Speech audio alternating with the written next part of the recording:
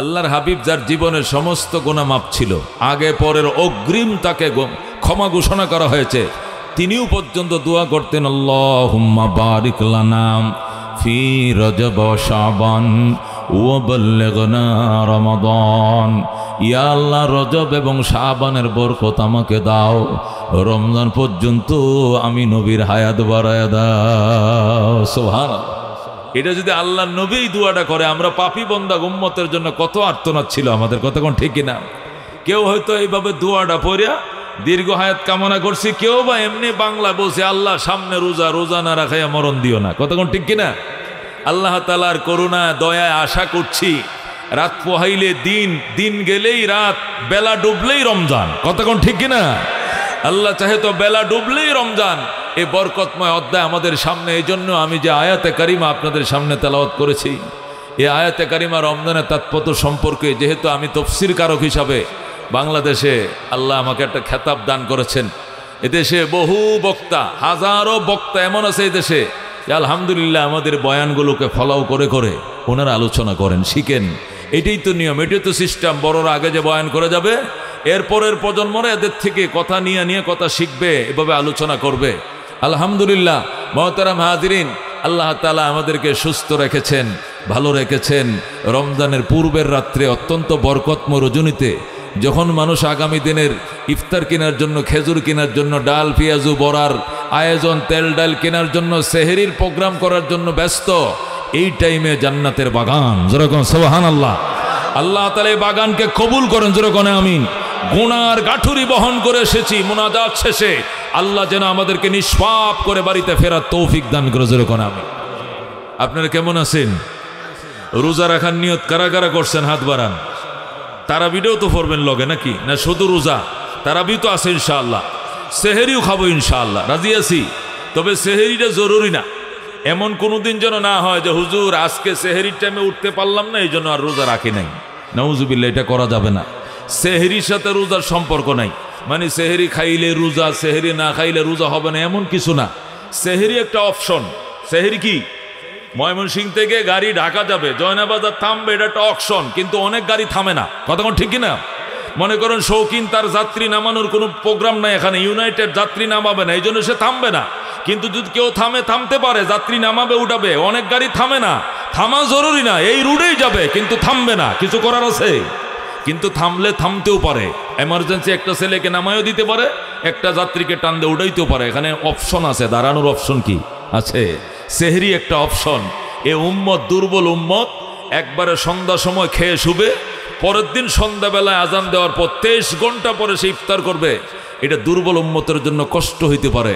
এই জন্য রসুল একটা অপশন রাখছেন যে মাঝরাত্রে ঘুম থেকে উঠেও কিছু খেয়ে নিও, যেরকম সুবহানাল্লাহ, মাঝরাত্রে ঘুম থেকে উঠেও তুমি কেসে খেয়ে নিও। আল্লাহ রাব্বি বলেন, ক্বালা রাসূলুল্লাহি সাল্লাল্লাহু আলাইহি ওয়াসাল্লাম, তাসাহারু ফাইন্না ফিস সুহুরে বারাকাতান, তাসাহারু ফাইন্না ফিস সুহুরে বারাকাতান। নবী বলেন সেহরি খাইও, কারণ সেহরি খাওয়ার ভিতরে বরকত রয়েছে, যেরকম সুবহানাল্লাহ। সেহরির ভিতরে কি আছে? বরকত আছে, এই জন্য বরকতের জন্য সেহরি খাইও। কিন্তু সেহরি খাওয়া কোনো ওয়াজিব না, ফরজ না। সেহরি খাইতে পারলাম না, আজকে ঘুম থেকে উঠতে পারলাম না, এ উজুহাত দিয়ে যদি রোজা ভেঙ্গে দাও, 61টা রোজা রাখতে হবে। কটা? একটার জন্য একটা কাজা, আর 60টা হলো কি কাফফারা। রসুল বলেন এর পরেও তুই 61টা রাখার পরেও রোজার মাসে রোজা রাখলে যে বরকত পাইতা, এটা জীবনও পাইতা না। আল্লাহু আকবার বলেন। এই জন্য ইসলামের বিধান মেনে চলতে রাজি আছেন তো ইনশাআল্লাহ? আল্লাহ দেখবেন এক মাসের রোজার বরকতে, রোজার বারাকাতে তাফসীর তো করব, শুধু আল্লাহ তাআলা নেক আমল দিবে তাই নয়, শারীরিক ফিটনেস বাড়াবে, যেরকম আল্লাহু আকবার।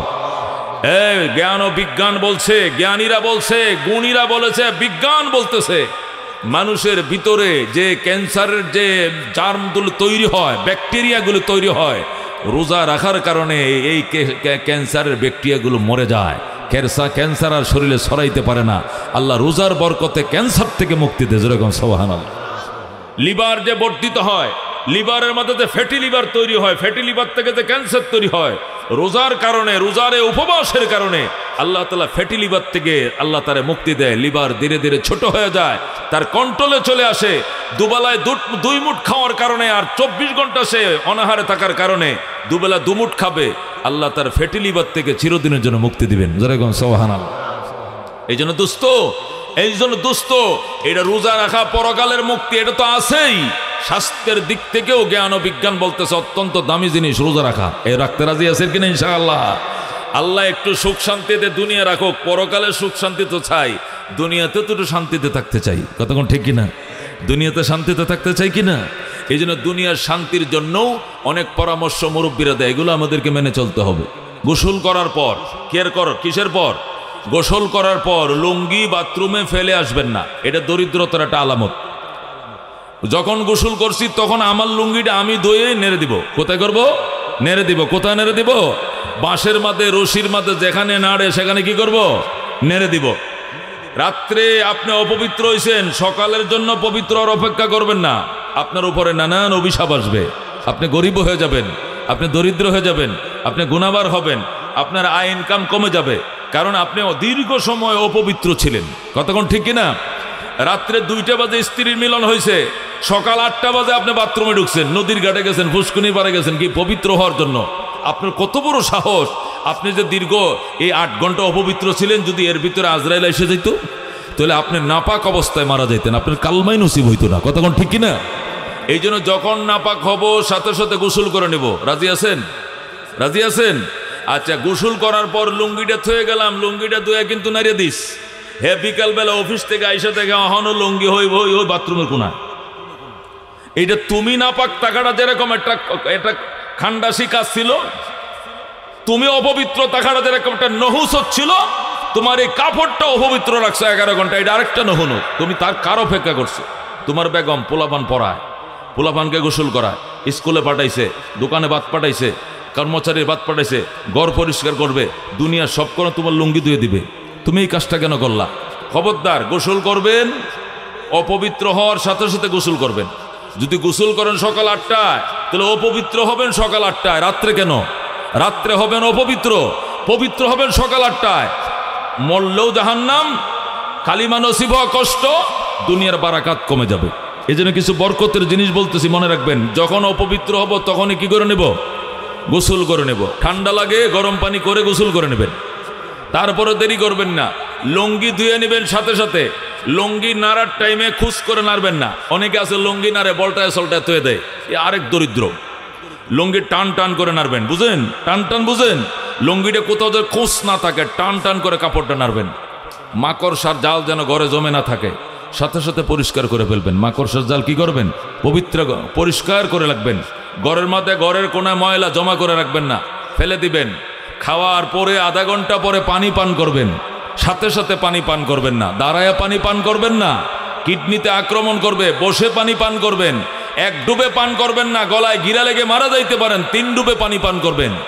এরপরে খাওয়ার আধা ঘন্টা পরে পানি পান করবেন, আধা ঘন্টা পরে ঘুমাবেন।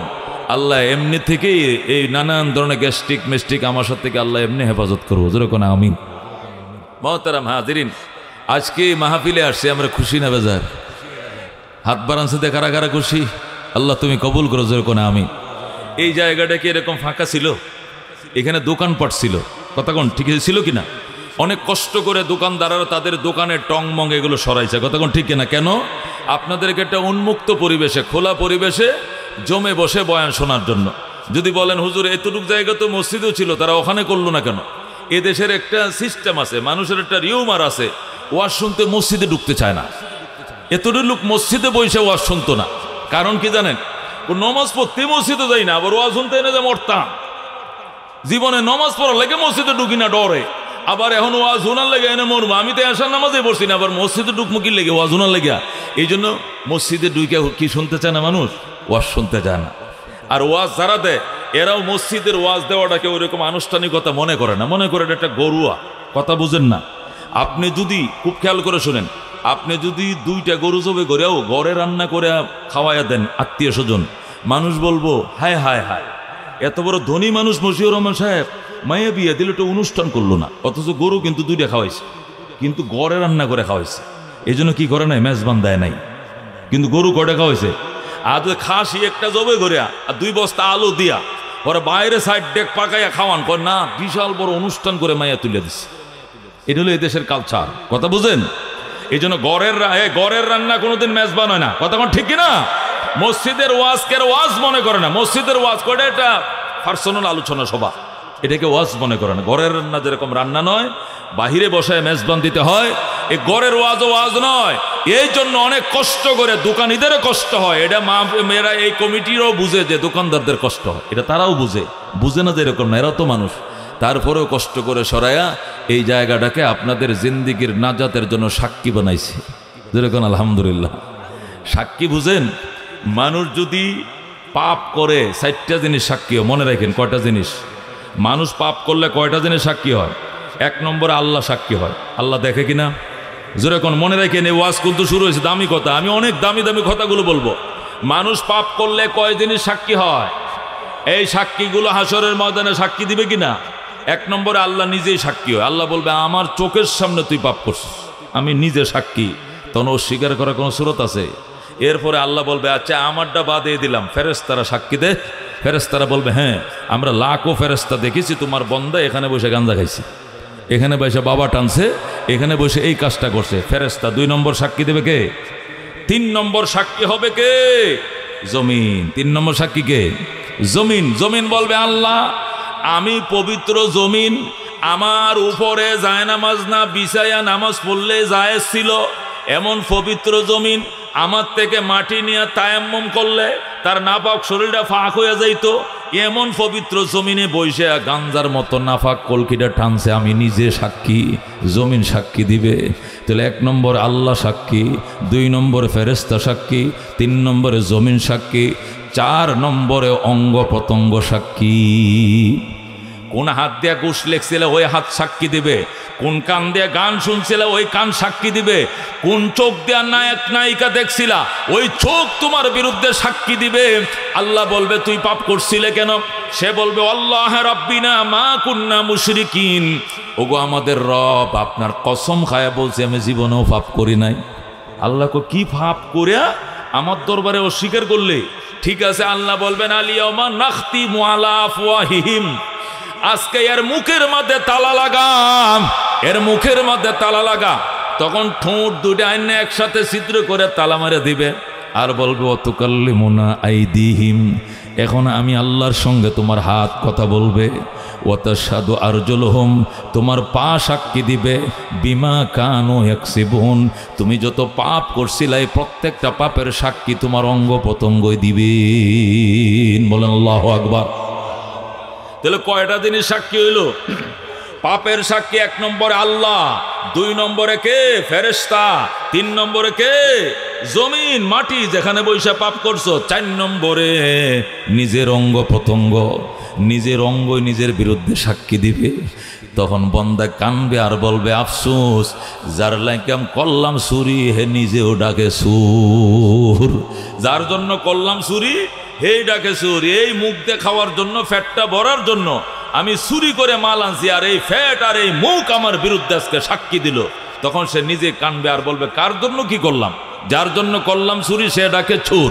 এই জন্য দোস্ত, পাপ করলে যেরকম 3 জিনিস 7 জিনিস সাক্ষী হয়, নেক করলে কয় জিনিস সাক্ষী হয়? 7 জিনিস সাক্ষী হয়। 1 নম্বরে আল্লাহ, 1 নম্বরে কি?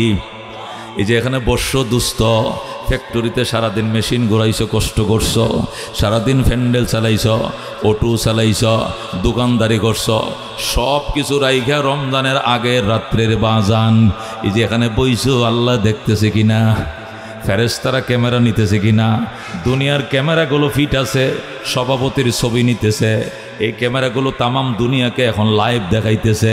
এই ওয়াজটা আমেরিকার থেকে দেখতেছে, এই ওয়াজটা লন্ডন থেকে দেখতেছে, সৌদি আরব থেকে দেখতেছে, দেশে দেশ বিদেশ থেকে এই ওয়াজটা সরাসরি লাইভ দেখাইতেছে। কতক্ষণ ঠিক কিনা? আল্লাহ যেরকম দেখতেছে ফেরেশতারাও লাইভ দেখাইতেছে। কতক্ষণ ঠিক কিনা? আমরাও লাইভ দেখাইতেছি। সাথে সাথে এই জমিন, এই জৈনা বাজারের জমিন যেটা এতদিন ছিল দোকানদারদের দোকানের আড্ডাখানা, কাস্টমারদের বিচরের আড্ডাখানা, এটাকে আমার আল্লাহ এখন জান্নাতের বাগান ঘোষণা করছে। মুনাজাতের আগ পর্যন্ত এই ময়দানটা, এই মার্কেটের জায়গাটা জান্নাতুল ফেরদাউস। সুবহানাল্লাহ। এই জমিন কাহাসরের ময়দানে আমার আর আপনার সাক্ষী হবে। এই সিঁড়িগুলো সাক্ষী দিবে, এই দোকানের শাটারগুলো সাক্ষী দিবে, নিচের বসার জমিন সাক্ষী দিবে। আল্লাহ, তোমার বান্দা রমজানের আগের রাত্রে দুনিয়ার অন্য কোনো কামকাজ না করে জয়নাবাজার মাদ্রাসার মাহফিলে বসছিল। আল্লাহ গো, গুনার জন্য কেঁদেছিল, আমরা সাক্ষী, তুমি তোমার বান্দারে মাফ করে দাও। জোরে কোন সুবহানাল্লাহ। এরপরে আমার অঙ্গ পতঙ্গ সাক্ষী, আমার ডাইনের লোক আমার জন্য সাক্ষী, আমার বামের লোক আমার জন্য সাক্ষী। আমি হয়তো নামাজ ঠিক মতো পড়ি না, আমার সাথে এমন মানুষও বসা, বালেগ হওয়ার পরে জীবনেও কোনোদিন নামাজ কাজা করে নাই। আমি যাকাত দেই না, এমন মানুষ এখানে আছে যারা হিসাব করে যাকাত দেয়। আমি হজ করি নাই, কিন্তু এমন মানুষ এখানে আছে 5 বার হজ করছে। কতক্ষণ ঠিক কিনা? এমন আল্লাহওয়ালা এখানে আছে সকাল সন্ধ্যা আল্লাহর জিকির করে, আল্লাহর ভয়ে কান্দে, এমন মানুষ এখানে আছে, ওনারা আমার জন্য হবে সাক্ষী। আল্লাহু আকবার। তাহলে আল্লাহ সাক্ষী রইল, ফেরেশতারাও সাক্ষী রইল। কতক্ষণ ঠিক কিনা? 3 নম্বরে জমিনও সাক্ষী রইল, অঙ্গ পতঙ্গ সাক্ষী রইল, অতিরিক্ত সাক্ষী রইল ওয়াজ মাহফিলের শ্রোতাবৃন্দ। কতক্ষণ ঠিক কিনা? আল্লাহ রাব্বুল আলামিনের উসিলা আমাদের জীবনের সব গুনাহ মাফ করে দেখ। জোরে কোন আমিন। মানুষকে যে আল্লাহ চালায় 2টা জিনিস দেয়। কটা জিনিস? জোরে কোন কটা জিনিস? আমি ওয়াজ শুরু করতে যাচ্ছি, মানুষ 2টা জিনিসের মাধ্যমে চলে। কটা জিনিস? একটা দেহ আর একটা আত্মা। কোন? একটা দেহ আর একটা কি? এই 2টা জিনিস দিয়ে আমরা চলছি। কতক্ষণ ঠিক কিনা? 1 নম্বর আমার দেহ। কোন? 1 নম্বর কি? আমার দেহটা এমনি চলবে না, ভিতরে একটা মেশিন আছে আত্মা, এই যে আমাকে ফার্ম করতেছে। কতক্ষণ ঠিক কিনা? আমি আপ ডাউন করছি, কথা বলছি, নড়ছি, এদিক সেদিক তাকাইছি, আমার ভিতরে আত্মা আছে, উপর একটা দেহ আছে, 2টার সমন্বয়ে আমি চলছি। কতক্ষণ ঠিক কিনা? এই 2টা যতদিন সজীব থাকবে আমি সজীব, এই 2টা জিনিস সুস্থ আছে আমি সুস্থ। যদি দেহটা মারা যায় তাহলে আত্মা আমাকে একা নিয়ে চলতে পারবে না, আর আত্মাটা যদি উড়াল দিয়ে চলে যায় তাহলে আমার দেহ লাশ হয়ে যাবে, আর চলতে পারবে না। কতক্ষণ ঠিক কিনা?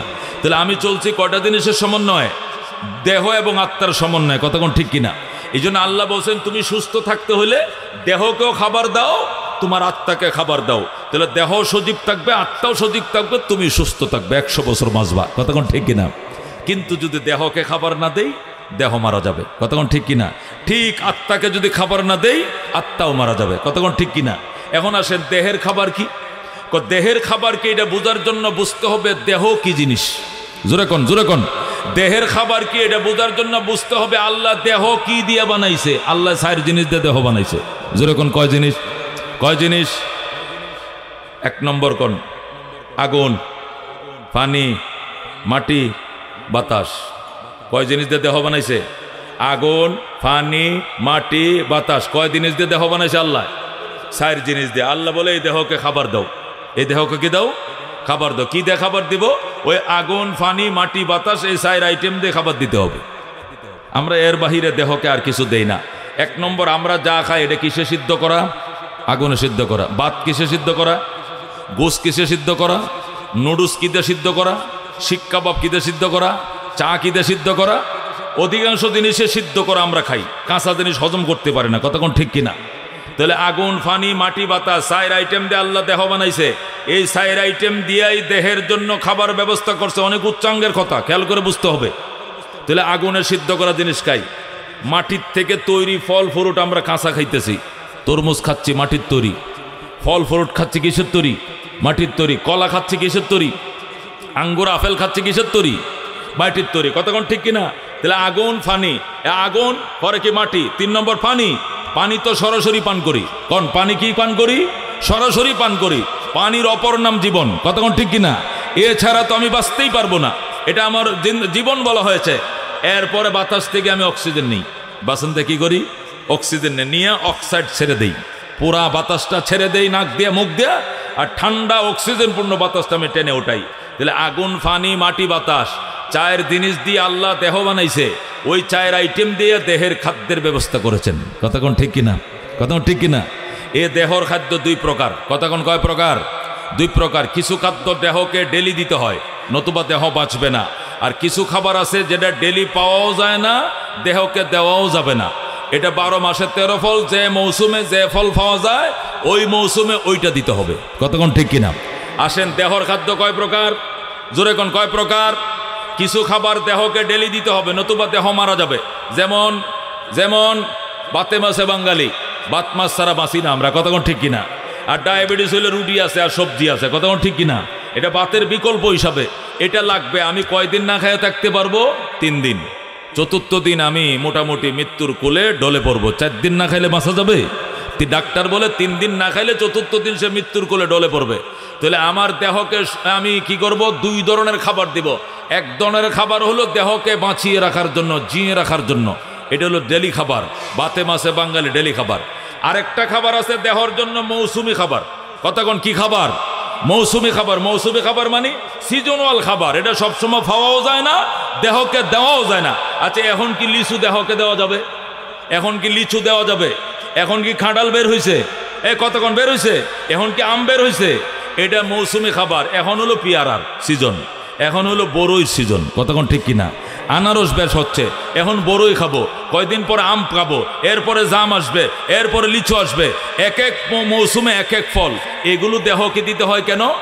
আগে যে বাত মাছ ডেলি খাবার দিয়েছি আত্মাকে দেহকে বাঁচিয়ে রাখার জন্য, আর মৌসুমে খাবার দিব শরীরের রোগ প্রতিরোধ ক্ষমতা বাড়ার জন্য। যেরকম সুবহানাল্লাহ। প্রত্যেকটা মানুষকে আল্লাহ তাআলা সৃষ্টি করার পরেই দেহের ভিতরে 50% অ্যান্টিবায়োটিক দিয়ে রাখছে। কত পার্সেন্ট? 50% অ্যান্টিবায়োটিক দেহের ভিতরে দিয়েই আল্লাহ মানুষ বানাইছে। আর 50% অ্যান্টিবায়োটিক দোকান থেকে কিনে খাইতে বলছে আল্লাহ।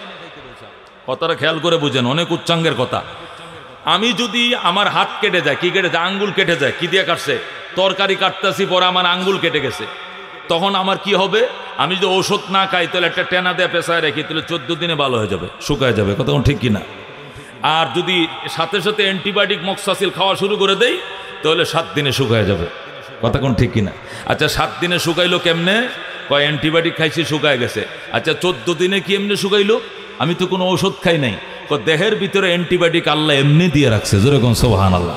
ওই 14 দিনে ভালো হয়েছে, দেহের মধ্যে যে আল্লাহ 50% অ্যান্টিবায়োটিক দিয়ে রাখছে, ওই দেহের অ্যান্টিবায়োটিকের টানে 14 দিনে এমনি সুস্থ হয়ে গেছে। যেরকম সুবহানাল্লাহ। আর এটার সাথে যখন আমি বাহিরের দোকান থেকে অ্যান্টিবায়োটিক মিলিয়ে দিছি, ওইটা 7 দিন, এটা 7 দিন, দুইটাই নিয়ে অল্প দিনে ভালো করে ফেলেছে। যেরকম আল্লাহু আকবার। ও দোস্ত, এই যে রোগ প্রতিরোধ ক্ষমতাটা দেহের ভিতরে আল্লাহ দিয়ে রাখছে, এটার নাম অ্যান্টিবায়োটিক। রোগ মানুষ তৈরি করার সাথে সাথে রোগ প্রতিরোধ ক্ষমতা দিয়ে রাখছে। এই প্রতিরোধ ক্ষমতাকে অ্যান্টিবায়োটিক বলা হয়। এই প্রতিরোধ ক্ষমতাটা কমে যায়, এই জন্য ডাক্তার বলে মৌসুমি ফল খাইবা, প্রতিরোধ ক্ষমতাটা বেড়ে যাবে। যেরকম সুবহানাল্লাহ। আপনি যদি অপারেশন হওয়ার পর ময়মনসিংহ থেকে আপনি রিলিজ হন, তা ডাক্তার কি বলবে? এই ওষুধটা ডেলি 3 বার খাইবেন, যেহেতু অপারেশন হয়েছে, সিজার হয়েছে। 2 নম্বর ওষুধটা 2 বার, 3 নম্বর ওষুধটা দিনে 1 বার, 4 নম্বর ওষুধটা সপ্তাহে 2 দিন খাওয়াবেন। এটা হলো 1 পৃষ্ঠা। আর 1 পৃষ্ঠার মধ্যে লেখা আছে 1 পদ দুধ খাওয়াবেন, একটা কি দেশি মুরগির ডিম খাওয়াইবেন, আর একটা হলো কি ডেলি একটা কমলা খাওয়াবেন। কেন? রুগী কয়, স্যার ওষুধ না দিলেন 1 পৃষ্ঠা, আবার আরেক পৃষ্ঠা হত্য দিলেন কেন? শুধু ঔষধে হবে না। কেন? তোমার প্রতিরোধ ক্ষমতা কমে গেছে শরীরের বয়সের কারণে। এই জন্য তোমাকে প্রতিরোধ ক্ষমতা বাড়ানোর জন্য ফল ফ্রুট খেতে হবে, আর অ্যান্টিবায়োটিক সরাসরি কাজ করার জন্য বাহিরে ওষুধগুলো খাইতে হবে। দুইটাই মিলে 100% হবে, তুমি সুস্থ হয়ে যাবে। যেরকম সুবহানাল্লাহ। ও দোস্ত, উলামায়ে কেরাম তাফসিরে এমন ঘটনা লিখেছে, এমন রিসার্চপূর্ণ কথা লিখছে, বললে মাথা নষ্ট হয়ে যায়। আল্লাহ এদেরকে কত বড় বিজ্ঞানী বানাইছে।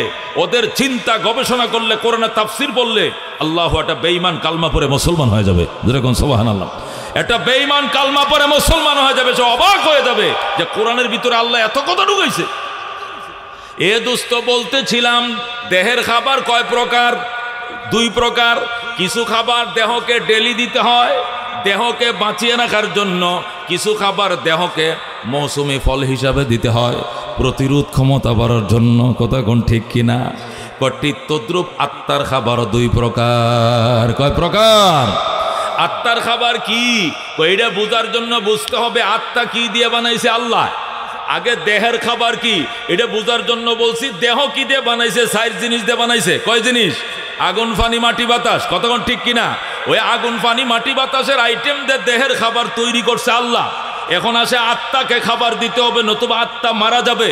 এখন প্রশ্ন হলো আত্মার খাবার কি? এইটা বোঝার আগে বুঝতে হবে আত্মা কি দিয়ে বানাইছে আমার আল্লাহ। যেরকম আল্লাহু আকবার। এটা বোঝার জন্য বুঝতে হবে ইয়াসআলুনাকা আনির রূহ কুলির রূহু মিন আমরি রাব্বি ওয়া মা উতিতুম মিনাল ইলমি ইল্লা কালিলা। আল্লাহ বলেন আমার বন্ধু মক্কার কাফেররা আপনার কাছে এসেছে আত্মা কারে কয় জানার জন্য। আপনি পরিষ্কার বলে দেন আমার আত্মা, আত্মাটা আর কিছু না, আত্মা আমার আল্লাহর হুকুমের নাম। আত্মা কার নাম? আল্লাহর হুকুমের নাম। আল্লাহ বলেন ওয়ায়াসালুনাকা আনির রূহ, ও বন্ধু বেঈমানরা আপনার কাছে আসবে আত্মা সম্পর্কে, রূহ সম্পর্কে জানার জন্য। রাসূল গো রূহ কাকে বলে বলেন? নবীকে আল্লাহ শিখায় দেয় কুলির রূহু মিন আমরি রাব্বি। রাসূল আপনি বলে দেন আত্মা এটা আমার রবের হুকুমের নাম। কিসের নাম? আল্লাহ হুকুম করছে, আত্মা আমার দেহের ভিতরে ডিউটি করতেছে। যেদিন বলবে রূহ তুই বের হয়ে যা, সাথে সাথে আমাকে ডেড বডি বানায় আত্মা উড়াল দিয়ে চলে যাবে। কথা কোন ঠিক কিনা? তাহলে আত্মা কার নাম? হুকুমের নাম। বলে আত্মা কে নাম? হুকুমের নাম। তো আগে আমরা কি বুঝছি? যে জিনিস যে আইটেম দিয়ে বানায় ওই আইটেম দিয়ে তার খাবার দেয়। আগুন ফানি মাটি বাতাস দিয়ে দেহ বানাইছে, আগুন ফানি মাটি বাতাস দিয়ে দেহের খাবার দিচ্ছে। কতক্ষণ ঠিক কিনা? এবার আসেন আত্মা বানাইছে আল্লাহ কি দিয়া? হুকুম দিয়া। এই জন্য হুকুম পালন করে আত্মার খাবার। যেরকম আল্লাহু আকবার। হুকুম পালন করে কার খাবার? নামাজ কার হুকুম? হ্যাঁ, নামাজ পড়লে কি হবে? আত্মার খাবার হবে। নামাজ পড়লে কি হবে? আত্মার খাবার। রোজা কার হুকুম? রোজা রাখলে কি হবে? আত্মার খাবার হবে। দেহের জন্য মৌসুমি ফল খাইলে রোগ প্রতিরোধ ক্ষমতা বাড়ে, আত্মার জন্য মৌসুমি ইবাদত করলে গুনাহ প্রতিরোধ ক্ষমতা বাড়ে। যেরকম সুবহানাল্লাহ। আত্মার জন্য মৌসুমি ইবাদত করলে আত্মার জন্য গুনাহ প্রতিরোধ ক্ষমতা বাড়ে। যেরকম সুবহানাল্লাহ। আত্মাকে আল্লাহ বন্দারা খাওয়ায় না, সারা বছর শুধু দেহরে খাওয়ায়। ঘুম থেকে উঠার পরে শুনলো রুটি ডাইলবাজি, একটু পরে আবার সিঙ্গারা, একটু পরে সমোসা, দুপুর বেলায় ভাত, বিকাল বেলা হালিম, সন্ধ্যা সময় চটপটি, শোয়া পর্যন্ত খায়, ঘুমোতে উঠতে পর্যন্ত খায়। খাইতে খাইতে দেহকে এত মোটা বানাইছে, কিন্তু আত্মার খাবারের খবর নাই, আত্মার মৌসুমি খাবারও নাই, দৈহিক খাবারও নাই। এই জন্য আত্মা অনাহারে মারা যায়। এই জন্য শাবান মাসে এসে আত্মা আল্লাহর দরবারে ফরিয়াদ করে, আল্লাহ আমি আর দেহ আমরা দুইজন আপন ভাই, আমি আত্মার দেহ আপন ভাই। তুমি বলছো আত্মারও খাবার দেওয়ার জন্য, সমান সমান দেহরও খাবার দেওয়ার জন্য, কিন্তু দুর্ভাগ্যজনক হলো সত্য তোমার বন্দা শুধু দেহরে খাওয়ায়, সারাদিন দেহরে খাওয়ায় ওজন বানাইছে 145 কেজি। কত ওজন? আমার শরীরে ওজন বাড়িয়ে গেছে। তোর ওজনের মাপে উঠতে দেয় 100 কয় কেজি হয়েছে? 145 KG, 95 KG, 105 KG, 86 KG, 98 KG আছে না? মোটা মোটা আছে কি না? এই দেহগুলো আত্মাগুলো ডাক দেখো, আল্লাহ আমি দেহ আর আত্মার সমন্বয়ে ছিলাম মানুষ, আমরা আপন দুই ভাই।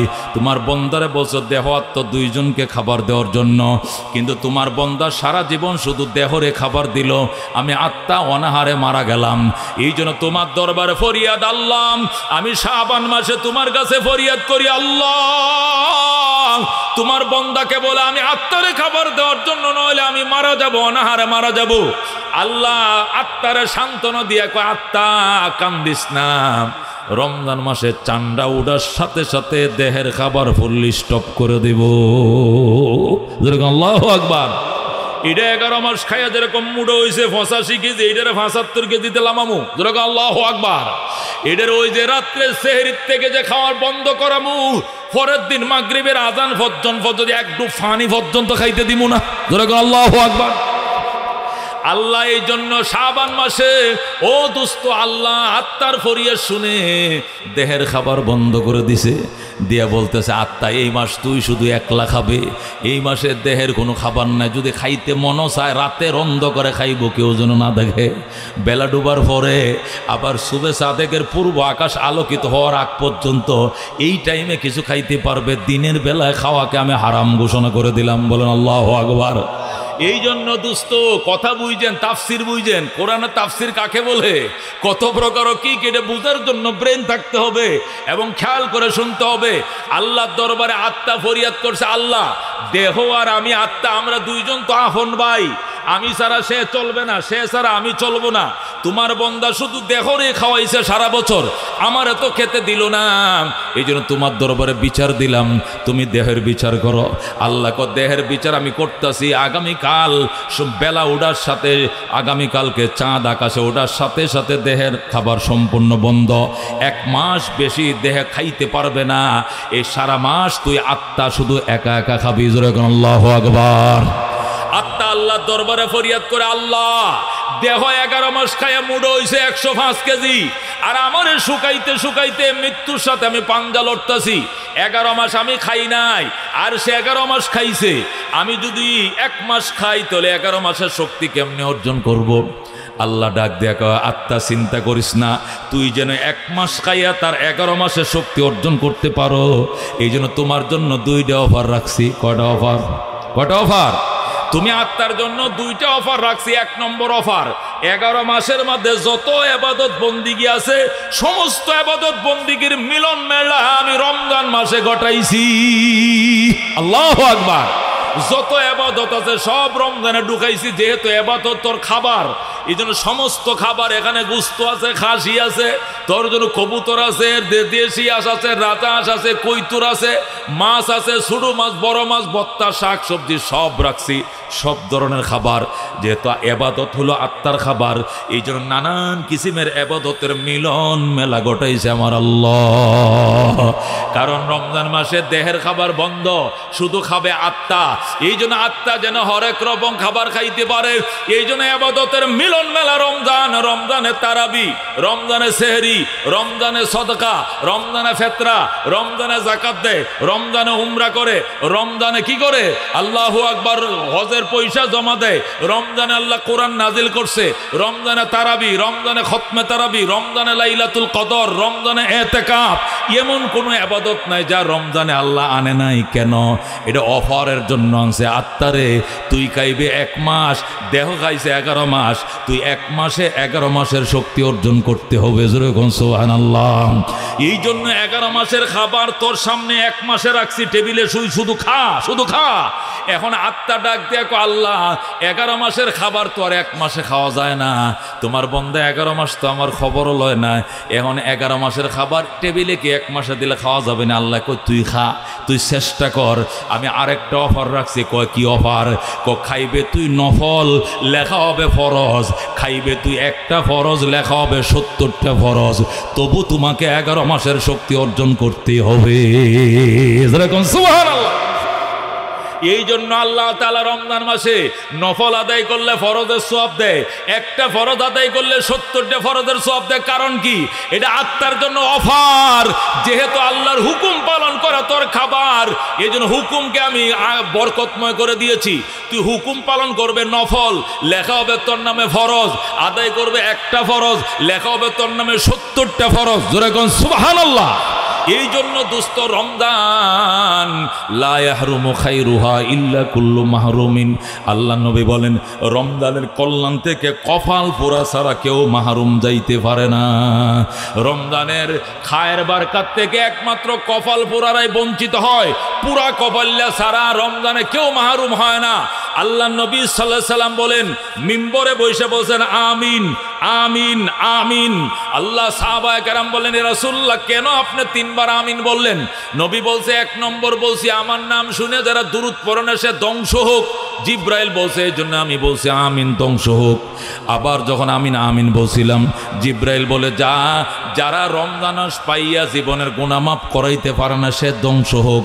তখন আমি বলছি আমিন। যারা বৃদ্ধ মা বাবা পাইয়া খেদমত করে জান্নাত কামাইতে পারে নাই সেও ধ্বংস হোক। আমি বলছি আমিন। জোরে কোন নাউজুবিল্লাহ। এই জন্য দোস্ত, রমজান পাইয়া যদি গুনাহ মাফ না করাইতে পারো, এর চেয়ে কপাল পোড়া আর কেউ হতে পারে না। কতক্ষণ ঠিক কিনা? আল্লাহর হাবিব বলেন, ইজা দাখালা রমজান, যেই মাত্র রমজান প্রবেশ করবে, না দায়ুনা দিনিয়া বাগিয়াল খাইরে আকবিল ওয়া বাগিয়াশ শাররে আকসির ওয়ালিল্লাহি উতাকাউম মিনান নার। যেই মাত্র রমজান প্রবেশ করে প্রত্যেকটা গলিতে গলিতে ফেরেশতারা পাবলিসিটি করতে শুরু করে। জয়নাবাজারের প্রত্যেকটা অলিতে গলিতে, বাংলাদেশের প্রত্যেকটা গলিতে গলিতে, তামাম পৃথিবীর প্রত্যেকটা গলিতে গলিতে ফেরেশতারা মাইকিং করতেছে, ইয়া বাগিয়াল খাইরে আকবিল, ওগো ভালো কাজের কাজীরা ভালো কাজ বাড়ায় দাও, ওয়া বাগিয়াশ শাররে আকসির, ওগো মন্দ কাজের কাজীরা মন্দ কাজ বন্ধ করে দাও, মন্দ কাজ করিও না। ফেরেশতারা ডেইলি পাবলিসিটি করতেছে, আমরা শুনি নাই, আল্লাহ নবী শুনছে, কানে শুনছে, এরপরে বলছে। এই জন্য নবীজি প্রতিদিন শোনাইতেছেন সাহাবায়ে কেরামকে, ও সাহাবায়ে কেরাম, ডেইলি ফেরেশতারা পাবলিসিটি করতেছে আর বলতেছে, রমজান মাস শুরু হইছে, তোমরা ভালো কাজে অগ্রসর হও, মন্দ কাজ বন্ধ করো, হোটেল রেস্তোরাঁ বন্ধ রাখো, গাঁজা খাইও না, বাবা খাইও না, নারী দেখো না, বেপরদা চলিও না, চোখ কন্ট্রোল করো, হাত কন্ট্রোল করো, মুখ কন্ট্রোল করো। কারণ আল্লাহ তাআলা রমজান মাসে অসংখ্য জাহান্নামীকে জাহান্নাম থেকে মুক্তি দিতেছেন। জোরে বলুন আল্লাহু আকবার। আল্লাহ রাব্বুল আলামিন হাদিসের মধ্যে বলেন, ইল্লা সোম ফাইন্নাহু লি ওয়া আনা আজজি বিহি, রোজা আমারই জন্য, রোজার প্রতিদান আমি আল্লাহ আমার হাতে দেব। সমস্ত ইবাদতে তো আল্লাহর জন্য, কিন্তু রোজাকে কেন আল্লাহর জন্য বলা হয়েছে? জোরে কোন সুবহানাল্লাহ। নবী বলেন, হাসরের ময়দানে যখন বন্দারা জান্নাতে যাওয়ার জন্য প্রস্তুতি নিবে, আল্লাহ হিসাব নিকাশ কমপ্লিট করবে, লাইনে দাঁড়াবে, হঠাৎ করে বলা হবে, তোমার কাছে পাওনাদার থাকলে পাওনাগুলো দিয়ে দাও। পাওনাদাররা বলবে, আল্লাহ নামাজ রোজার হিসাব তো ঠিকই দিছে, কিন্তু আমার দোকান বাকি আছে, আমি আরসি কুলার পয়সা পাই, আরেকজন রিক্সা ভাড়া পাই, আরেকজনে বলবে চাউলের দোকানের বাকি আছে, আরেকজনের স্যানিটারির দোকানে বাকি আছে, আরেকজন রঙের দোকানে পাওনা আছে, এগুলো না দিয়ে যাইতে পারবে না। তখন আমার আল্লাহ বলবে, বন্দা তোর যত ইবাদত আছে সমস্ত ইবাদত দিয়া দে। তখন বন্দা নামাজ দিয়া দিবে, হজ দিয়া দিবে, যাকাত দিয়া দিবে, কোরআন তেলাওয়াত দিয়া দিবে, সমস্ত ইবাদত ফেরেশতারা নিয়ে যাবে, কিন্তু রোজা নামক ইবাদত দিবে না। আল্লাহু আকবার। বন্দার কাছ থেকে সমস্ত ইবাদত বন্দিগি পাওনাদাররা নিয়ে যাবে, দেনাদার খালি দাঁড়ায় থাকবে। আল্লাহ বলবেন, কি খবর? বন্দা বলবে, আল্লাহ আমার কাছে কেউ নাই, নামাজগুলো নিয়ে গেছে, আল্লাহ গো হজের সবটা নিয়ে গেছে, আল্লাহ উমরা করছিলাম এটাও লয়ে গেছে, মসজিদ মাদ্রাসা বানাইছিলাম এই সব লয়ে গেছে, কি আছে? কই রোজা আছে। আল্লাহ বলবেন, রোজা তুই কিছু ক। রোজার জবান খুলে দিবে, রোজা বলবে, ওয়াকুলু সিয়ামু রাব্বি ইন্নী মানাতু তাওয়ামা ওয়া শাহওয়াতা বিন-নাহার ফাশাফিনি ফি। রোজা বলবে, আল্লাহ তোমার বন্দার কাছে কিছুই নাই, সমস্ত আমল পাওনাদাররা নিয়ে গেছে, আমি রোজা, তুমি অসহায় বন্দা, তোমার অসহায় বন্দার পাশে দাঁড়িয়ে আছি, আল্লাহ আমার দুটি কথা বলতে দাও। আল্লাহ বলবেন, বলম। রোজা বলবে, আল্লাহ তোমার বন্দা দিনের বেলা খায় নাই, পান করে নাই, দরজা আটকায় পানি খাইলে কেউ দেখতো না, চার দোকানের সামনে পর্দা দেওয়া ছিল, এখানে বসে চা খাইলে পাশের বাড়িওয়ালা দেখতো না, এতবার ফুসকুনিতে ডুব দিয়ে পানি খান করলে কেউ দেখতো না, ঘরে দরজা আটকায় মশারি টাঙ্গা খাইলে কেউ দেখতো না, কিন্তু তুমি দেখবা বলে তোমার বন্দা ডরে খায় নাই, রোজা ভাঙ্গে নাই। আমি অসহায় রোজা তোমার দরবারে ফরিয়াদ করি, আল্লাহ আমার ফরিয়াদের উসিলায় তোমার বন্দারে মাফ করে দাও। ফরিয়াদ করতে দেরি হবে, আল্লাহ তারে মাফ করতে দেরি করবে না। সুবহানাল্লাহ। এই জন্য আল্লাহ বলছেন, ইল্লা সাওম ফাইন্নাহু লি ওয়া আনা আজজি বিহি, রোজা আমারই জন্য, রোজার প্রতিদান আমি আল্লাহ নিজের হাতে দিব। এই জন্য দোস্ত, যে কোনো ইবাদত কবুল হওয়ার জন্য ইখলাস লাগে, আর রোজার ইখলাস এমনি তৈরি হয়। এই জন্য রোজাটাকে আমার আল্লাহ কবুল করে লয়, কথা কোন ঠিক কিনা? সব ইবাদত বন্দিগির জন্য ভালো নিয়ত লাগে, নাহলে কবুল হয় না। আর রোজার জন্য আলহামদুলিল্লাহ, রোজা এমন এক ইবাদত, এমনি নিয়ত ভালো বানায় লাই, কতক্ষণ ঠিক কিনা? 11টা 12টা বাজলে যখন ফ্যাট শুকায় যায়, ফিট শুকায় যায়, পানি নাই, আহার নাই, অটোমেটিক বন্দা নরম হয়ে যায়, শয়তান এসে সুবিধা করতে পারে না। কারণ রমজান ঢোকার সাথে সাথে শয়তান তো তালাবদ্ধ হয়ে যায়। এখন নফস তারে গুনাহ করাবে, নফস দিন দিন দুর্বল হইতেছে। 12টার পরে যদি কয়েক কাঁচামরিচ লয়ে জয়নাবাজার রাতে, আমি ভাবতাম না। কয় কেন? আমার ফাও চলে না, নিচে তো অবশ হয়ে গেছে, আমি হাঁটতে পারি না, আমি উবার 7 ঘন্টা হয়ে গেছে, ইফতারের বাকি কত আছে, তাড়াতাড়ি ইফতার বানাও। বউরে বকে, জিয়েরে বকে, বেরিয়ে এখন ইফতার বানাস নাই, বানাইবে আজকে ভাত বেশি রান্দিস, বেশি ভাত খামু। মনে করছে 1 ডেকসি খাইব, কিন্তু খাওয়ার টাইমে পানি খাইছে, ক্ষুধা মিটে গেছে। কথা কোন ঠিক কিনা? ওরে দোস্ত, যে কথাটা বলতেছিলাম, রোজা কার জন্য? একমাত্র কার জন্য? সারাদিন বন্দা রোজা রাখার টাইমে যদি বেআইরে তালইরে দেখানো উদ্দেশ্য হয়, কিন্তু বিকালবেলায় যখন ইফতারটা মুখে নিয়ে যখন বলে আল্লাহুম্মা লাকা সুমতু ওয়া আলা রিজকিকা আফতারতু, আল্লাহ রোজা তোমার জন্য রাখলাম, তোমার রিজিক দিয়া আমি ইফতার করলাম। আল্লাহ সারাদিনের ডিস্টার্ব নিয়তকে মাফ করে দিয়া ইফতারের আগ মুহূর্তে ফিউর নিয়ত হিসাবে কবুল করে নিলাম। সুবহানাল্লাহ। এই জন্য দোস্ত, ও দোস্ত, এই বরকতময় মাসে পবিত্র রমজানুল মুবারক, আগামী রাত থেকেই রমজান মাস শুরু হয়ে যাবে। এই রমজান মাসে আল্লাহ কোরআন নাজেল করেছেন। কি নাজেল করেছেন? এই কোরআন নাজেলের মাস রমজান মাস। নবীর দাম বাড়ছে কোরআনের কারণে, রমজানের দাম বাড়ছে কোরআনের কারণে। কথা কোন ঠিক কিনা? আল্লাহ আসমানি যত কিতাব নাজিল করছেন সব রমজান মাসে।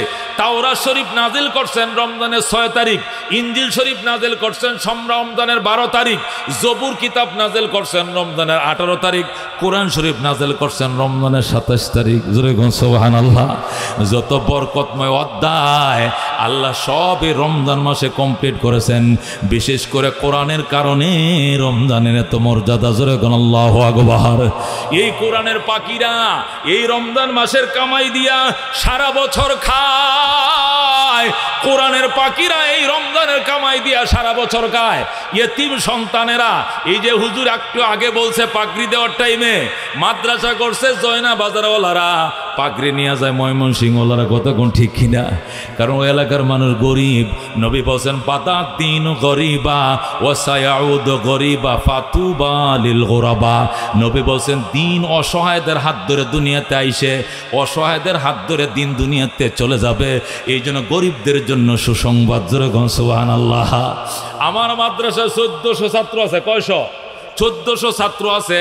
এর মধ্যে মাশাআল্লাহ হিসাব করে দেখছি 1350 গরিবের সন্তান, 20-50টা ধনী মানুষের সন্তান অথবা মধ্যবিত্তর সন্তান। অধিকাংশ মাদ্রাসা একই হিসাব, শতকরা 95% গরিবের সন্তান আলেম হয়, গরিবের সন্তান হাফেজ হয়। কথা কোন ঠিক কিনা? অনিবার্য কারণে প্রত্যেকটা মাদ্রাসায় গোরাবা ফান্ড রাখতে হয়। ধনীদের ছেলেরা যায় অস্ট্রেলিয়া, ধনীদের ছেলে যায় কানাডা। কই গেছে? আপনার ভোলা কয় MBA করতে গেছে, আপনারটা কয় BBA করতে গেছে। কই গেছে? অস্ট্রেলিয়া গেছে, কানাডা গেছে। আর গরিবের সন্তান তোরডা কই? আমারটা জয়নাবাজার মাদ্রাসা, তোরডা কয় কলেজ মাদ্রাসায়, তোরডা কই মাওনা মাদ্রাসায়, তোরডা কই রামপুরা ঢাকা মাদ্রাসায়। ওই ভ্যান চালক, রিক্সাওয়ালা চালকের ছেলেরা এরা ওহির এলেমের দ্বারক হইছে। জোরে কোন সুবহানাল্লাহ। আল্লাহ তাদেরকে দ্বীনি ইলম শিক্ষা করার তৌফিক দিছে। আল্লাহ নবী বলছেন গরিবদের জন্য সুসংবাদ। এই জন্য গরিবদের খাওয়ানোর জন্য রে দোস্ত সারা বছরের ফান্ড রমজান মাসে গঠন করতে হয়। কুরবানির চামড়ার পয়সা দিয়ে গঠন করতে হয়। গ্রাম দেশে দান চাউল কালেকশন করে। এখানে তো দান চাউল নাই, রমজান মাসে জাকাত ফেতরত থেকে আল্লাহর বন্দারা দেয়, ধনী মানুষরা দেয়। এটি জমা করে সারা বছরে বাচ্চাদেরকে খাওয়ায়। আজকে 8টা ছেলেকে মাথায় পাগড়ি পরাইলাম, এক একটা ছেলে 10টাকে টাইনা জান্নাতে নিয়ে যাবে। জোরে কোন সুবহানাল্লাহ। ওই দিন বলবে ও হাজী মশিউর রহমান সাহেব, ও সভাপতি সাহেব, ও নয়েজ ভাই আসেন, আপনাদের সহযোগিতা আল্লাহর কোরআন পড়ছিলাম, আজকে প্রথম ডাক আপনার জন্য আছে, লগে লয়া জান্নাতে যাব। জোরে কোন আল্লাহু আকবার। ও মুসলমান, জীবনের যত আশা যদি পূরণ করতে চাও, এতিমদের মুখে খাবার দাও। রমজান মাস আইছে একটা কোরআন শরীফ কিনে দিও, রোজার মাস আইছে একটা রেহাল কিনে দিও, রোজার মাস আইছে একটা জায়নামাজ কিনে দিও। হুজুর আমি 300 টাকাতে একটা জায়নামাজ কিনছি, এটার মধ্যে আপনি নমাজ পড়েন, এখানে বসে আপনি কোরআন শরীফ পড়েন, আর আমার মা বাবার জন্য দোয়া করেন। বাজানরে দোয়া চাওয়া লাগবে না, বেড়া ভেঙ্গে দোয়া এমনি কবরে ঢুকবে। কতক্ষণ ঠিক কিনা? আফগানিস্তানের বাদশাহ সুলতান মাহমুদ গজনবী রহমতুল্লাহ আলাই বলেন, আমি একদিন কাবুলে ঢুকতেছি, কাবুল তো আফগানিস্তানের রাজধানী, তো কাবুলে যখন ঢুকবো দেখি পৌরসভার লাইটের নিচে বৈশা রাস্তার কিনারে একটা ছেলে কোরআন শরীফ পড়তেছে, গায়ে কোনো কাপড় নাই, পাতলা একটা পাঞ্জাবি, আর কবুতরের মতো কাঁপতেছে। হিলটেক্স এলাকা আফগানিস্তান, কাবুল তো পাহাড়ি এলাকা, বরফ পরে বরফ। আমি ওই ঘোড়ার থেকে নামলাম, নাইমে ছেলেটাকে বুকের সাথে জড়ায় ধরলাম, বললাম ছেলে তোর নাম কি? আব্দুর রহমান, বাড়ি ওই পাশের গ্রাম। এখানে পৌরসভার লাইটের নিচে কি করো? আল্লাহর কোরআন পড়ি। এখানে পড়ো কেন? হাড়ি কিনার টাকা নাই। তোমার ছাত্র ভাইদের হাড়ি নাকি পড়তে পারো না? ছাত্র ভাইরা 10টা পর্যন্ত সজাগ থাকে, 10টা পর্যন্ত ছাত্র ভাইদের হারিকেনে পড়ি, 10টার পরে তারা ঘুমায় যায়, হারিকেন নিবায় ফেলে। এরপরে আমার আর কোনো আলোর ব্যবস্থা নাই, আমি আইসা এই পৌরসভার লাইটের নিচে বসে পড়ি। আল্লাহু আকবার। সুলতান মাহমুদ গজনবীর মাথার মাথা জিনিসটা আঘাত করছে, টান দিয়ে ছেলেটাকে ঘোড়ার উপরে উঠাইছে, উঠায় রাজধানীতে নিয়ে গেছে কাবুলে। নিয়া রাজা যে গদির মধ্যে বসে, এতিম ছেলেটাকে ওই গদির মধ্যে বসাইছে। আল্লাহু আকবার। ডাক দেখো, আজকের থেকে তুমি আফগানিস্তানের বাদশা। ছেলেটা ডাক দেখো, আঙ্কেল আমি দুনিয়ার বাদশা হতে চাই না, আমি আল্লাহর কোরআনের বাদশা হতে চাই। আল্লাহু আকবার। তাহলে তোমারে কি করব? আঙ্কেল যদি পারেন, আমি অসহায়, আমার একটা হারিকেন কিনে দেন, আমার একটা শীতের পোশাক কিনে দেন। সুলতান মাহমুদ গজনবী, যিনি আফগানিস্তানের বাদশা ছিলেন, ভারতবর্ষে 17 বার আক্রমণ করছেন, অনেক প্রভাবশালী রাজা ছিলেন, তিনি খাতা নিছে, কলম নিছে, নিয়ে কয় ঠিক আছে বাবা, হারিকেন কিনলে কয় টাকা লাগে? 5 টাকা। দিলাম। আচ্ছা মাসে কেরাসিন লাগে কয় টাকা? 5 টাকা, ওইটাও দিলাম। আর তোর শীতের পোশাক কিনলে কয় টাকা? 5 টাকা, এটাও দিলাম। বোর্ডিং খরচ কয় টাকা? মাসে 5 টাকা, ওইটাও দিলাম। তাহলে 4 5 20 টাকা। মাসে যদি 20 টাকা লাগে, 12 মাসে 12 20 240 টাকা। এ 240টা টাকা আগের দিনে যে কাপড়ের ক্ষতি ছিল, ক্ষতি থলে, চিনতেন তো? থলে কাপড় দিয়ে বানাইতো, কোমরে বান্ধে রাখতো, মনে আছে? ওই কাপড়ের থলের ভিতরে 240টা টাকা ঢুকাইয়া সুলতান মাহমুদ গজনবী আফগানিস্তানের বাদশা ছেলেটার কোমরের মধ্যে থলেটা বাইন্ধে দিছে। বাইন্ধা দিয়া কো, বাবা যা, এখানে 1 বছরের খরচা দিয়া রাখছি, কালকে সকালে বাজারে যায় একটা হারিকেন কিনবে, কেরাসিন ঢুকাইবে, শীতের একটা পোশাক কিনবে, আর এতিমখানার খরচটা তুই বহন করবে। টাকাটা ফুরায় গেলে আবার আসবে, তুই যতদিন হাফেজ না হবে তোর খরচ বহন করার দায়িত্ব আমি সুলতান মাহমুদ প্রেসিডেন্টের। আল্লাহু আকবার। ছেলেটা বড় খুশি হইছে, হইয়া সুলতান মাহমুদের কপালে চুমা দিয়া দিছে। সুলতান মাহমুদ আমারে চুমা দিলে কেন? আঙ্কেল আমার বাবা নাই, বাবা যদি থাকতো এই উপকার করতো, বাবার চুমু দিতাম। আজকে আমার বাবা নেই, আমি এতিম, আপনি বাবার কাজটা করছেন, খুশি আপনার কপালে চুমু দিছি। সুলতান মাহমুদ আদরটা পায়া কাইদা দিয়ে গোবাজান রে, 12 বছর পর্যন্ত 2টা আশা নিয়ে ঘুমাই, কিন্তু পূরণ হয় না একটাও। দোয়া করিও বাবা, আল্লাহ যেন আমার দুটো আশা পূরণ করে। ছেলেটা কয়, আঙ্কেল আপনার কি আশা? 1 নম্বর আশা, আমি 12 বছর পর্যন্ত কান্দি নবীকে স্বপ্ন দেখার জন্য, কিন্তু নবীর স্বপ্ন দেখার ভাগ্য হয় না। তুমি দোয়া করিও বাবা, আল্লাহ যেন নবীকে দেখার ভাগ্য খুলে দেয়। আল্লাহু আকবার।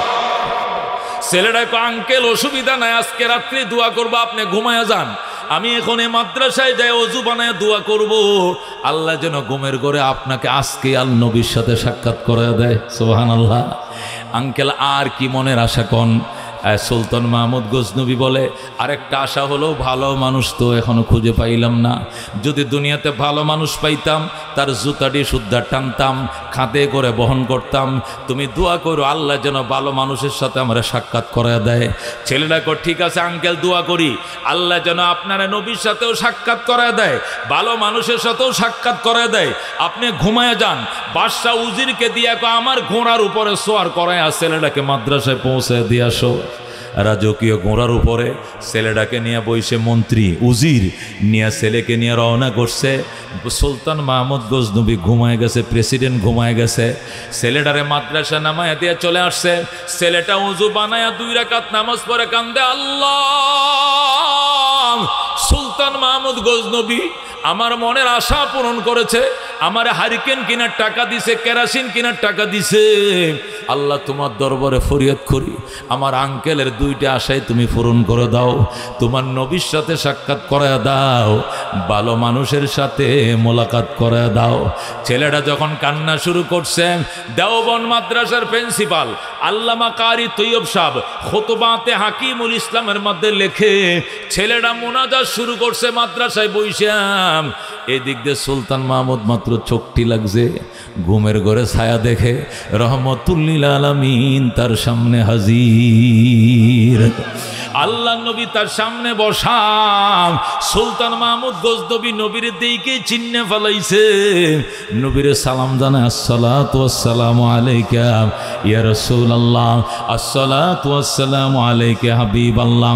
ওগো রহমতুল্লিল আলামিন, 12 বছর পর্যন্ত আপনাকে দেখার জন্য আমি কান্দি, আমি পবিত্র বিছানায় ঘুমাই, আমি দুরূদ শরীফ পড়ে ঘুমাই, আমি দান খয়রাত করে ঘুমাই, 2 রাকাত নফল নামাজ পড়ে ঘুমাই, আল্লাহর কোরআন শরীফ পড়ে ঘুমাই আপনাকে দেখার জন্য। কিন্তু 12 বছর হয়ে গেল আপনাকে আমি দেখার সুযোগ পাই নাই। আজকে কি কারণে আপনি আমার দেখা দিলেন, বলেন কি জন্য দেখা দিলেন? নবীকে বলবো না, বলা যাবে না। দেখছো তো, আশা তো পূরণ হয়েছে, একটা আশা তো তোমার পূরণ হয়েছে, প্রশ্ন দরকার কি? কয় না, এত বছর আমি অপরাধ কি করছিলাম দেখা দিলেন না কেন? অপরাধী তো নিজের অপরাধ স্বীকার করে না, কথা ঠিক কিনা? আমার নেত্রী খালি কয়, কি অপরাধটা করছিলাম? হ্যাঁ, কি অপরাধটা করছিলাম? হ্যাঁ, মানে উনি কোনো অপরাধ করে না, একবার তাহাজ্জুদ গুজার আল্লাহর একজন ফিয়ারা বান্দি, কতক্ষণ ঠিক কিনা? খালি কয় কি অপরাধটা করছিলাম, মানে তার কোনো অপরাধই নাই, কতক্ষণ ঠিক কিনা? এরকম অপরাধী তো অপরাধ দেখে না, সব ভালো দেখে, কতক্ষণ ঠিক কিনা? ও দোস্ত, সুলতান মাহমুদ ডাক দেখো, ইয়া রাসূলুল্লাহ, আমি কি অপরাধ করছিলাম দেখা দিলেন না কেন? নবী মুস্কি মুস্কি হাসে আর কয়, যাই হোক দেখছস তো, এখন আর অপরাধের কথা বলে লাভ নাই, দেখছো তো কোন কি জন্য এতদিন দেখা দিলেন না, আজকে কি মনে করে দেখা দিলেন? নবীকে বলা যাইতো না? আচ্ছা না বললেন, না বলেন, তাহলে একজন ভালো মানুষের ঠিকানা দিয়ে যান, ঘুম থেকে উঠে তার সাথে আমি দেখা করব, তাহলে আমার দুনুরা আশা পূরণ হয়ে যাবে। সুলতান মাহমুদ গজনবী কয়, এ আমার একটু ভালো মানুষের ঠিকানা দিয়ে যান। নবী গো, আপনাকেও দেখছি, প্রথম আশা পূরণ হয়েছে, দ্বিতীয় আশা যেন পূরণ হয়, ভালো মানুষের ঠিকানা দিয়ে যান। আল্লাহ নবী ডাক দেখো, এ সুলতান মাহমুদ গজনবী, নিজের অনেক চালাক মনে করো, তুমি কি এখনো বুঝো না ভালো মানুষ কারে কয়? 12 বছর পর্যন্ত কান্দো আমার দেখা দেওয়ার জন্য, আমি দেখা দেই না, কিন্তু আজকে ভালো মানুষের জন্য একটু হারিকেন কেনার টাকা দিছ, কেরাসিন কেনার জন্য 5টা টাকা দিছ, সুইটার কেনা, শীতের পোশাক কাপড় কেনার জন্য টাকা দিছ। আরে এতিম ছেলেরা যখন হাতটা বাড়ায় দিছে, আমি নবী মদিনায় টিকতে পারি নাই, দেখা দিয়া দিলাম। যখন আল্লাহু আকবার। এ দোস্ত, এতিম লালন পালন করা যে কত দামি জিনিস, এটা যদি ওনারা না বুঝতো তাহলে এতিমখানা খুলতো না, কথা কোন ঠিক কিনা? হযরত মূসা আলাইহিস সালাম, আমি শেষ করে ফেলতেছি, বিরক্ত হইতেছেন আপনারা? হযরত মূসা আলাইহিস সালাম আল্লাহর দরবারে কয়, আল্লাহ, এই বান্দরের ঘরে বান্দর ফেরাউন যে জ্বালানি আমারও জ্বালাইলো, তোমারও শুদ্ধ জ্বালাইছে, তোমার খোদাগিরি টাঙ্গে লয়ে গেছে। হ্যাঁ কয়, নিজেই বলি বড় খোদা, এরপরেও তুমি এরে একটু সর্দি লাগতে দিলা না? এই 400 বছর বাচ্চা গেল, একদিন একটু সর্দি হইল না এরে এত নিয়ামত দিয়ে তুমি রাখছো, কারণটা কি? এ তো তোমার শত্রু, সে বলছে আনা রাব্বুকুমুল আলা, আমি তোদের বড় খোদা। তুমি খোদার উপরে খোদার দাবি করলো, এরপরে ফেরাউন একদিন সর্দি লাগতে দিলে না, জ্বর তো দূরের কথা, শরীর কোনদিন ব্যথা বেদনা হইল না। আমি বুঝলাম না, আমি কত দোয়া করলাম, আল্লাহ এরা তুমি ধ্বংস করো, কিন্তু তুমি ধ্বংস করতে অনেক দেরি করছো, লাস্টে আইসা নীল নদে ফালাইয়া তুমি মারছো, এত দেরি করলা কেন? আল্লাহ ডাক দেখো, মূসা রে, ওরে আমার দুস্থ, ফেরাউন এমন 4টা কাম করতো যেগুলো ভালো মানুষের কাম, এই জন্য আমি তারে বিপদ দিতে পারি না। আল্লাহু আকবার। ফেরাউনের একটা বৃদ্ধা মা ছিল, সারাদিন শয়তানে দুষ্টামি যাই করতো, রাত্রিবেলা মায়ের মুখে আহার না দিয়ে নিজে খানা খাইতো না। জোরে আল্লাহু আকবার। এ মায়ের দোয়ায় তার জন্য ছিল বেড়া, এটাই তারা ফিরে রাখছে। 2 নম্বর, মারে খাওয়ানোর সাথে সাথে এতিমখানা ছিল, এতিম কয়েকটা বাচ্চা ফালতু এতিমখানা ছিল। এই সরকারি এতিমখানার বাচ্চারা খাইছে কিনা। আগে এতিমখানায় যা জিজ্ঞাসে তোমরা খাইছো নি বাবু, বলছে আমরা খাইছি। এরপরে আইসা সে খানা খাইতো, মারে না খাওয়ায় এতিমরে না খাওয়ায় ফেরাউন খানা খাইতো না। জোরে কোন আল্লাহু আকবার। আরো কারণ আছে, মুসা তোমার দাড়িটা যেরকম লম্বা আমার ফেরাউনের দাড়িটা এরকম লম্বা ছিল। তোমার এর বিপদ দেওয়ার আগে মনে হইতো হাই রে এরকম আমার নবীর মতো দাড়িটা রাখছে, কেমনে আরে আমি আজাবটা দিতাম। মুসা তুমি যে পাগড়িটা বানতা এর চেয়ে বড় পাগড়িটাই বানতো, তোমার জুব্বার থেকে লম্বা একটা জুব্বাই পড়তো। পয়গম্বরের পোশাকটা দেখলে আমার মায়া লাইগা যাইতো রে মুসা। এই কারণে আমি তারে ডুবাইতে দেরি করছি, ধ্বংস করতে দেরি করছি। সবচেয়ে বড় কারণ এতিমরা মা আদার নিয়ে আসার জন্য পাখির ছানারা যেরকম হা হা করে ছায়া থাকে, কখন তার মা আদার নিয়ে আসবে।